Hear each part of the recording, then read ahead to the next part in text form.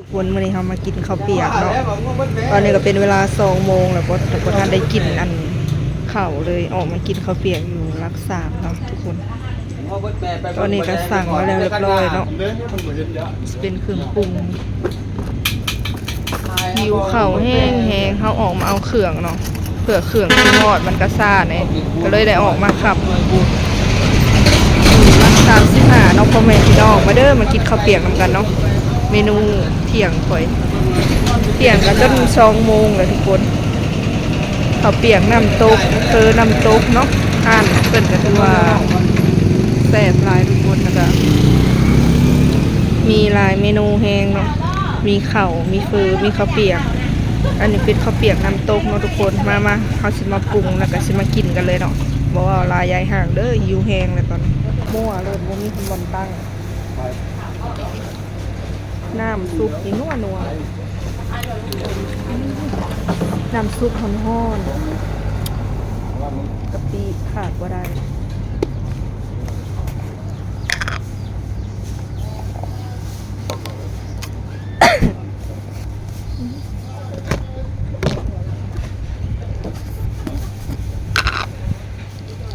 ถั่ว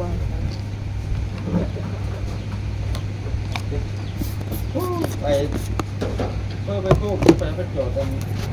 ไม่ได้ถือขาตั้งกล้องมาทุกคนไม่ได้ถือขาตั้งกล้องมาก็ถือว่าสะดวกอะไรแล้ว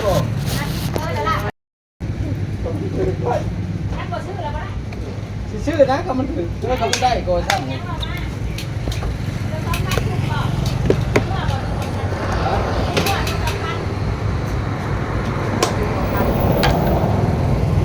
ำตาลเนาะใส่ละลายแล้วเนาะมักกินหวานเป็นประกอบเป็นประกอบเหรอน้ำปลากินไปก่อนแล้วทั้งกินทั้งคืนที่ก็บ่ได้แล้วแหมน้ำส้มไปเลยพี่น้อง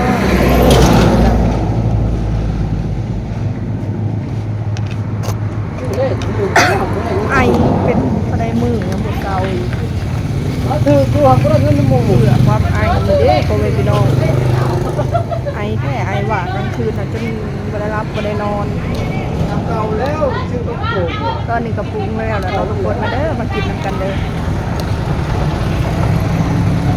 ทำเขาว่าลิงไฮโลเลยร้านค้าลิงไฮโล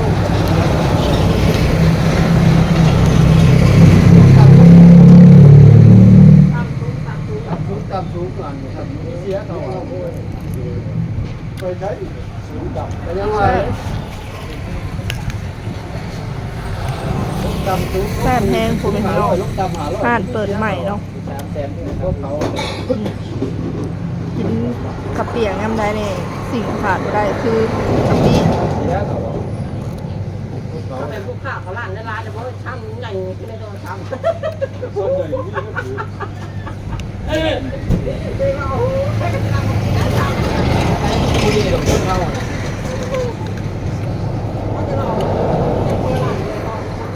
ตัวบริเดอกคำว่ามันนั่นนะ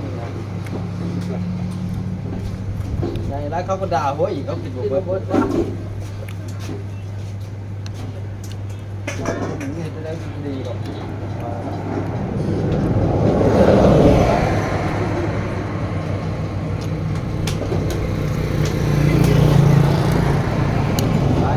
หลายตายใช่เลยจำดีแล้วได้แต่ขึ้นหน่อยตายได้เลยก็ดี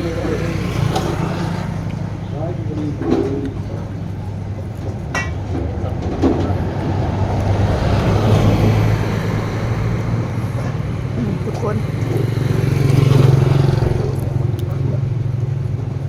ส่วนบอกนั่นแหละส่วนบอก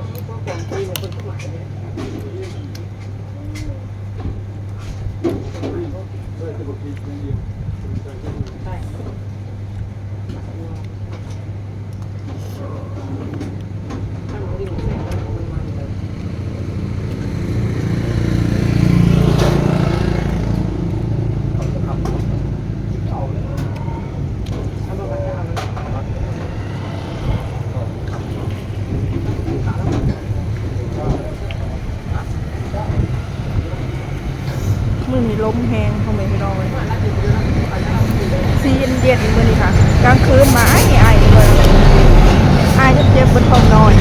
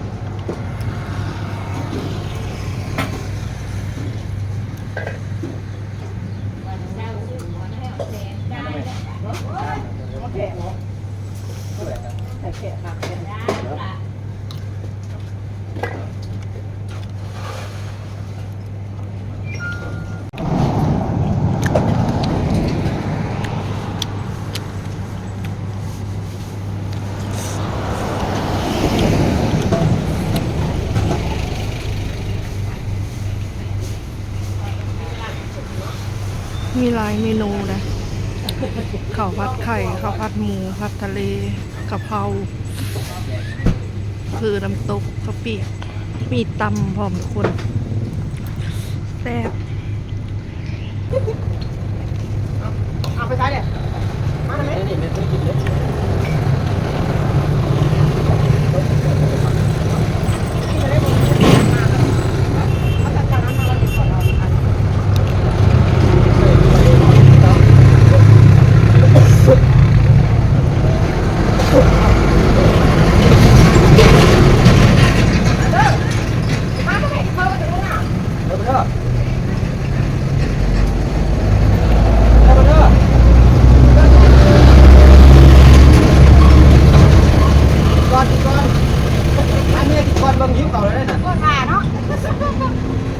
เอาอันข้าวผัดทะเลใส่กล่องเลยเด้อสั่งมากินเฮือน มียังคือว่าเมากระดูกเต็มเลยอ่ะ อ๋อพิเศษเลยพิเศษมาแล้ววะ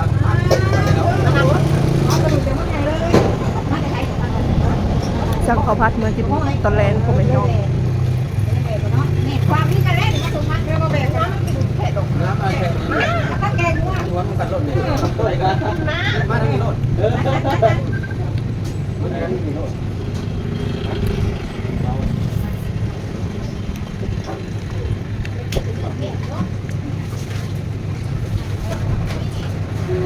โอ้ยพวกนั่งงูนี่แหละ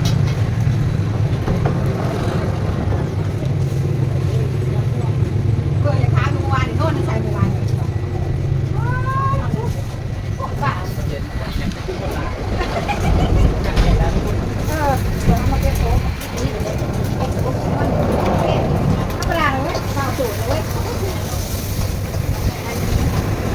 เด้อเอาเด้อไหนเด้อ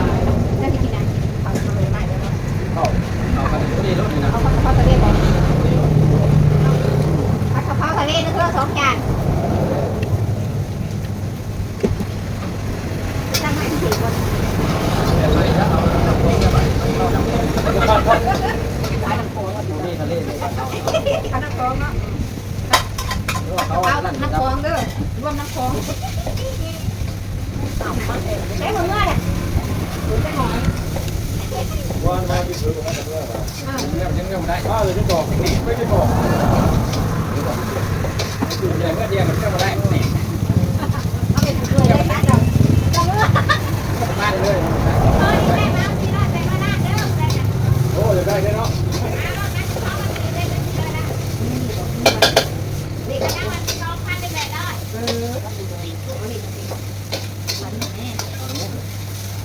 ได้ก็วัดขึ้นหัวไปเลยถ้าตอนนี้เดี๋ยวเพื่อว่าเนี่ยทุกคนมีอะไรเลยแจกบ้านอยู่เลย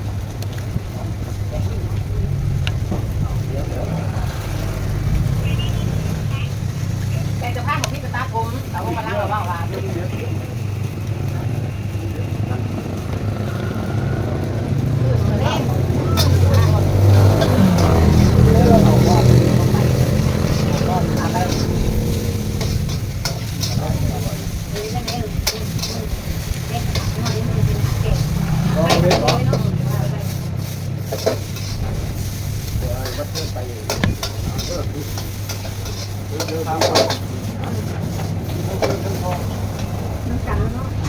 เด็กของมัน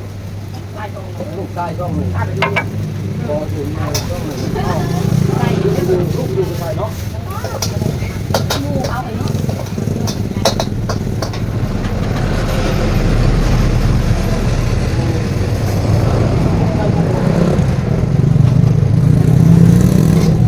กินเบิดแล้วเรียบร้อยเนาะทุกคนก็คือว่าแซ่บแห้งเนาะ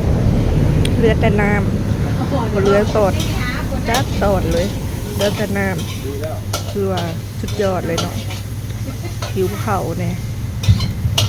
อันนี้เขาก็สั่งข้าวผัดมากินตอนแรงเนาะทุกคนเพราะว่ากินเวลานี้ก็แรงๆก็คือสิหิวอีกนะมาหอดเฮืออะไรเนาะทุกคนเฮาสิมากินข้าวต่อเลยเนาะกินข้าวเปียกน้ำตกมาใหม่ๆแต่กะค่ำแล้วมากกินข้าวผัดต่อสิได้อิ่มหลัดแรงเลยเนาะมีน้ำซุปให้แล้วก็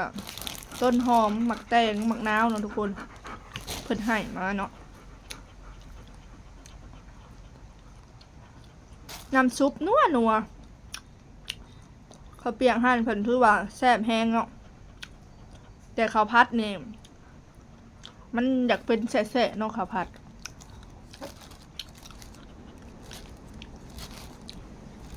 นี่ทุกคนมันเป็นแบบแสะๆเนี่ยได้กับหู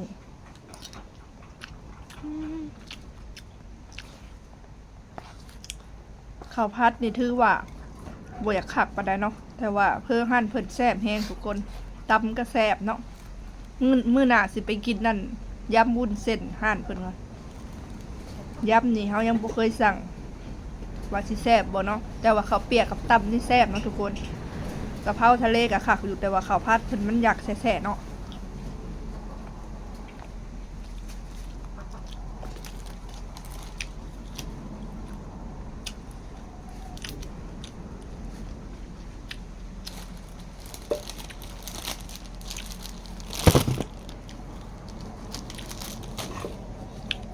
พอกินแต่น้ำซุป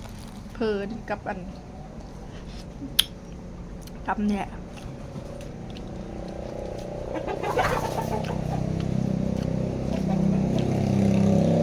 โอเคเนาะทุกคนสำหรับคลิปนี้ขอจบเอาไว้ชำนี้ก่อนเด้อคลิปหน้าพบกันใหม่เด้อพ่อแม่พี่น้อง